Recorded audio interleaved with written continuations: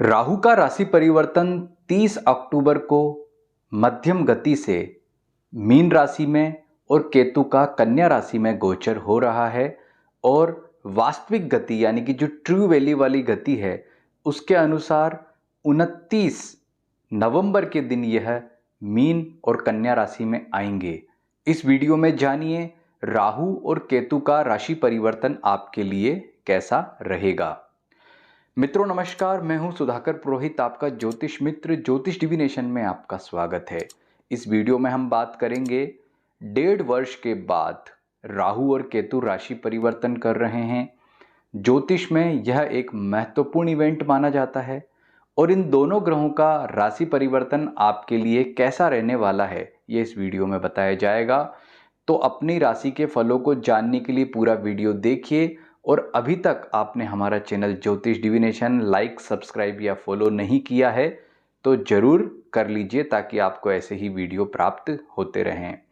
मित्रों, राहु और केतु जो कि छाया ग्रह कहलाते हैं, राहु से बिल्कुल 180 डिग्री पर यानी 6 राशि की दूरी पर हमेशा केतु गमन करता है। इसे भू छाया भी कहते हैं, यानी ये छाया ग्रह होते हैं। इनका राशि परिवर्तन लगभग 1.5 वर्षों में होता है। तो यह राशि परिवर्तन ज्योतिष में दो गतियों के आधार पर देखा जाता है, एक एवरेज यानी कि मध्यम गति और एक ट्रू यानी कि वास्तविक गति के आधार पर।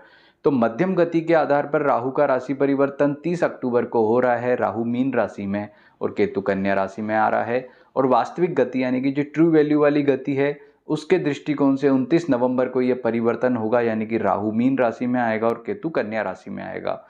तो अलग अलग राशि के आधार पर देखें तो मेष राशि वालों के लिए परिवर्तन बहुत ही प्रतिकूल यानी नकारात्मक कह सकते हैं, क्योंकि चूंकि राहु और केतु हमेशा रेट्रोग्रेड यानी वक्री चलते हैं। तो राहु 12वें घर में मेष राशि वालों के लिए गोचर करेगा, यानी कि अगले 1.5 वर्ष तक मेष राशि वालों के लिए राहु का ये गोचर बिल्कुल भी अच्छा नहीं कहा जा सकता। यह गोचर जीवन में कई प्रकार की समस्याएं लाने वाला है, मानसिक चिंताओं को बढ़ाने वाला है, शत्रु बाधा को बढ़ाने वाला है, अकारण चिंताएं उत्पन्न होंगी, शत्रुओं से बिना मतलब वैर बढ़ सकते हैं। और यदि पहले से ही मुकदमे या किसी तरह की कोई समस्या चल रही है तो वह भी इस राहु और केतु के ट्रांजिट में बढ़ सकती हैं। आपको यदि इनसे बचना है तो उसका उपाय भी आपको यहाँ बताएंगे। इसके लिए सबसे श्रेष्ठ है कि राहु अनुकूल रहे। इसके लिए राहु के मंत्र ओम राम राहवे नमः और केतु के मंत्र ओम केम केतवे नमः का आप नित्य रूप से जप करें। इसके अतिरिक्त यदि आपकी जन्म पत्रिका में राहु अनुकूल है तो उसका रत्न गोमेद भी धारण किया जा सकता है। राहु का 12वें घर में गोचर मानसिक चिंताओं के साथ अतिरिक्त व्यय, बिना मतलब के खर्चे कराने वाला है, जीवन में अकारण चिंताओं को बढ़ाता है और नींद यानी निद्रा संबंधित दिक्कत दे सकता है, आपके कार्य क्षेत्र में समस्या उत्पन्न कर सकता है और ऐसे ऐसे अनपेक्षित खर्चों को बढ़ा सकता है जिसकी आपने आशा नहीं की है। वृषभ राशि वालों के लिए देखें तो यह जो ट्रांजिट है वह 11वें भाव से होने वाला है, क्योंकि अब तक ये 12वें भाव में चल रहा था। तो उनके लिए ये एक खुश खबर है, क्योंकि अब तक राहु और केतु का ट्रांजिट उनके लिए बिल्कुल भी अनुकूल नहीं था। अब ये अनुकूल होगा और 11वें घर से गोचर करेगा और 11वें भाव से राहु का गोचर श्रेष्ठ माना जाता है, यानी कि राहु के फल अब आपको बहुत ही अच्छे प्रकार से, भली प्रकार से, श्रेष्ठ प्रकार से मिलने वाले हैं। और यदि आपकी जन्म पत्रिका में राहु कोई राजयोग बना रहा है तो मान करके चलिए कि आने वाला समय आपके लिए बहुत अच्छा है और उसमें बहुत अच्छी सफलताएं आपको प्राप्त हो सकती है। विशेष रूप से विद्यार्थियों के लिए और व्यापारियों के लिए ये जो परिवर्तन है बहुत ही अच्छा कह सकते हैं।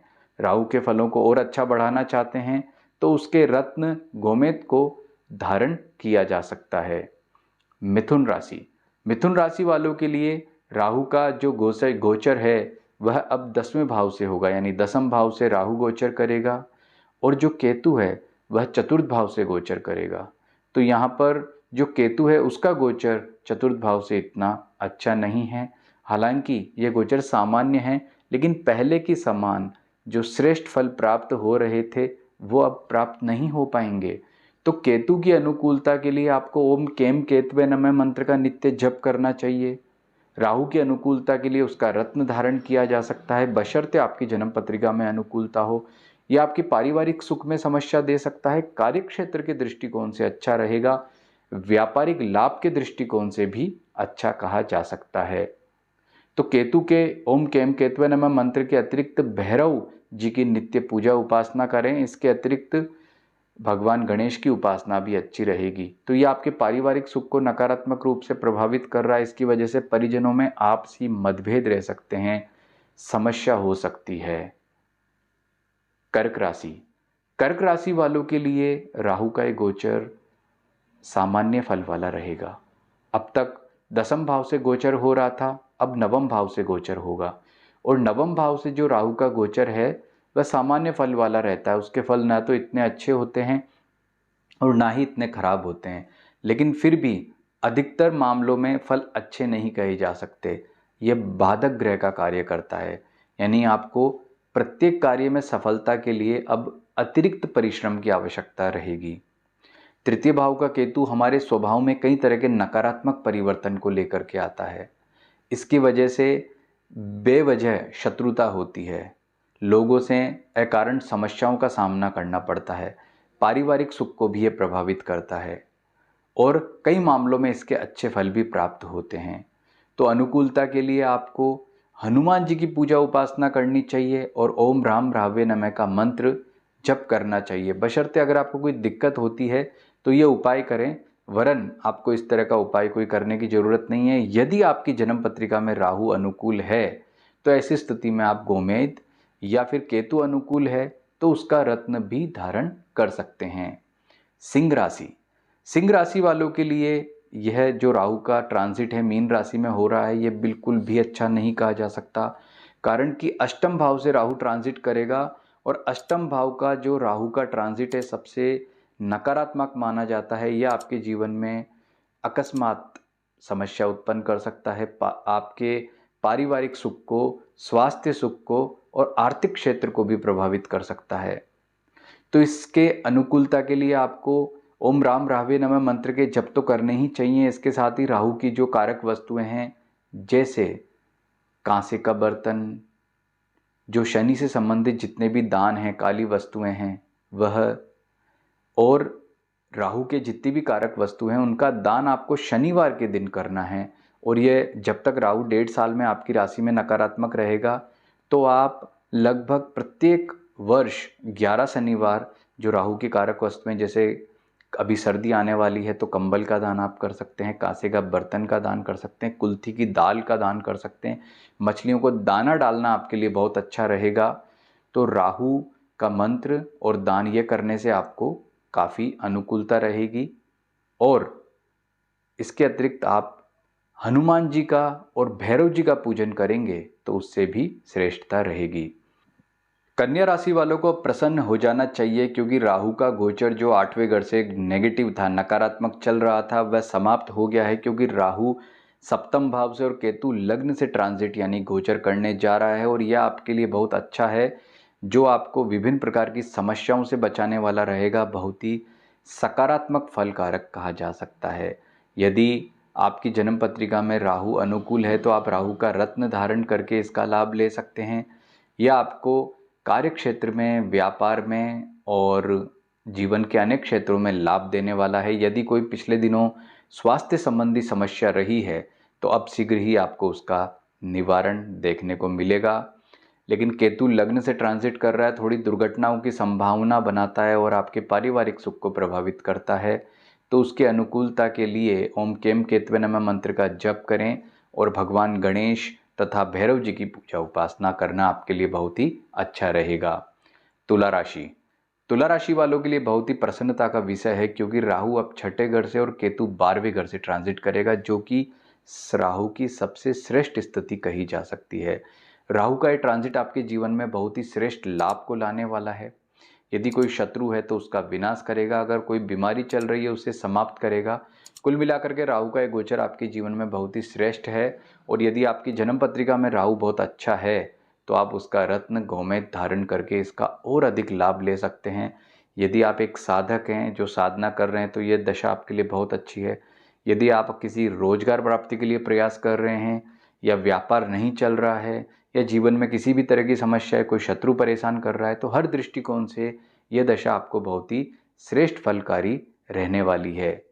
वृश्चिक राशि, वृश्चिक राशि वालों के लिए राहु का ये गोचर इतना अच्छा नहीं कहा जा सकता, क्योंकि पहले राहु और केतु का गोचर बहुत अच्छा था। अब राहु पंचम भाव से और केतु 11वें भाव से ट्रांजिट करने वाला है, और ये ट्रांजिट पहले जितना अच्छा नहीं कहा जा सकता। यह आपके स्वास्थ्य संबंधी समस्या कर सकता है। इसके फल बहुत अधिक नकारात्मक नहीं रहेंगे, सामान्य रहेंगे। अधिक चिंता करने की आपको ज़रूरत नहीं है, लेकिन फिर भी आपको बहुत सावधानी से रहना चाहिए। पंचम भाव का राहु विशेष रूप से विद्यार्थियों के लिए एकाग्रता को प्रभावित करता है, आपके आत्मविश्वास को प्रभावित करता है। यदि आपकी जन्म पत्रिका में राहु नकारात्मक है तो ऐसी स्थिति में आपको ओम राम रावे नमः का मंत्र जप करना चाहिए और उसके कारक वस्तुओं का दान करना चाहिए। धनुराशि, धनुराशि वालों के लिए राहु का जो गोचर है चतुर्थ भाव से और केतु का दशम भाव से होगा। राहु का ये गोचर धनुराशि वालों के लिए बिल्कुल अनुकूल नहीं कहा जा सकता। यह आपके जीवन में कई प्रकार की समस्याएं कर सकता है, जैसे आपके पारिवारिक सुख को प्रभावित कर सकता है, आपके व्यापार को प्रभावित कर सकता है, और जीवन के अन्य क्षेत्रों में भी इसके नकारात्मक फल आपको देखने को मिल सकते हैं। इसके लिए आपको ओम राम रावे नमः का मंत्र का जप करना चाहिए और राहु की कारक वस्तुएं जैसे कांसे का बर्तन, सरसों का तेल, गरम वस्त्र, कंबल इत्यादि का दान शनिवार के दिन करना चाहिए, और राहु का दान हमेशा किसी गरीब व्यक्ति को करना चाहिए। इसके अलावा आप मछली को दाना डाल सकते हैं। और राहु जो ग्रह प्रसन्न होता है वह गरीब लोगों की सेवा से होता है, क्योंकि वह शनिवत, शनि के समान माना जाता है। तो ये राहु के उपाय आपको जरूर करने हैं ताकि आपको इसका अच्छा लाभ प्राप्त हो सके। मकर राशि, मकर राशि वालों को प्रसन्न होना चाहिए, क्योंकि राहु का जो गोचर है अब आपके सकारात्मक रूप से तृतीय भाव से होने वाला है। अब तक ये चतुर्थ भाव से हो रहा था, जो आपके लिए बिल्कुल भी अनुकूल नहीं था, आपके पारिवारिक सुख को प्रभावित कर रहा था। लेकिन अब ये आपके पराक्रम को बढ़ाएगा, जीवन में सकारात्मक फलों को बढ़ाएगा, और आपकी जितनी भी प्रकार की समस्याएं थी उनमें यह आपको बहुत ही अच्छे परिणाम को देने वाला है। राहु के फलों को और अधिक सकारात्मक आप करना चाहते हैं तो राहु का जो रत्न है गोमेद वह धारण कर सकते हैं, बशर्ते आपकी जन्म पत्रिका में राहु सकारात्मक होना चाहिए। यदि नकारात्मक है तो रत्न धारण ना करें या किसी प्रकार का उपाय ना करें। कुंभ राशि, कुंभ राशि वालों के लिए जो राहु का ट्रांजिट है पहले बहुत अच्छा था, तृतीय भाव से हो रहा था, लेकिन अब वह द्वितीय भाव से होगा। और द्वितीय भाव का राहु का जो गोचर है वह कई मामलों में नकारात्मक रहता है। विशेष रूप से वह आपकी आर्थिक स्थिति को प्रभावित करता है, क्योंकि अब आपको बहुत ही संभल कर आर्थिक निर्णय लेने चाहिए। इसके अतिरिक्त यह आपकी थोड़ी वाणी को कठोर करता है और आपके पारिवारिक सुख को भी नकारात्मक रूप से प्रभावित करता है। तो इन क्षेत्रों में अधिक सावधानी रखने की जरूरत है। इससे अधिक केतु जो अष्टम भाव में ट्रांजिट कर रहा है वह आपके स्वास्थ्य को प्रभावित कर सकता है, विशेष रूप से आपको स्टमक यानी कि पेट संबंधी दिक्कत दे सकता है।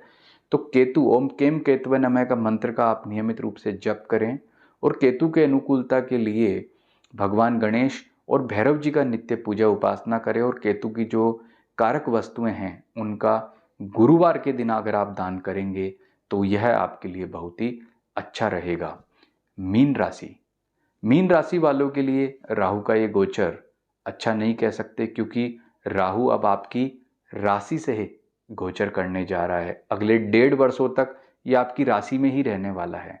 तो मानसिक रूप से आपको ये उत्पीड़ित कर सकता है, परेशान कर सकता है, आपके पारिवारिक सुख को प्रभावित कर सकता है। लेकिन अगर आप संयम रखते हैं, धैर्य रखते हैं, तो राहु के इतने नकारात्मक जो फल हैं आपको नहीं रहेंगे। लेकिन अगर आप किसी भी प्रकार की कोई मानसिक चिंता करते हैं तो उसका जो नकारात्मक प्रभाव है वह आपकी ऊपर बहुत जल्दी आपको देखने को मिलेगा। तो राहु का अनुकूल करना चाहते हैं तो ओम राम रावे नमः मंत्र का जप करें। इसके अतिरिक्त यदि आपको लगता है कि आपका पारिवारिक सुख प्रभावित हो रहा है तो राहु के उपाय करने की आवश्यकता है। इसके अतिरिक्त आपको राहु के ऐसे विशेष उपाय करने की जरूरत नहीं है। इसके अनुकूलता के लिए आप अधिक से अधिक हनुमान जी का पूजन करेंगे तो आपके लिए यह अच्छा रहेगा।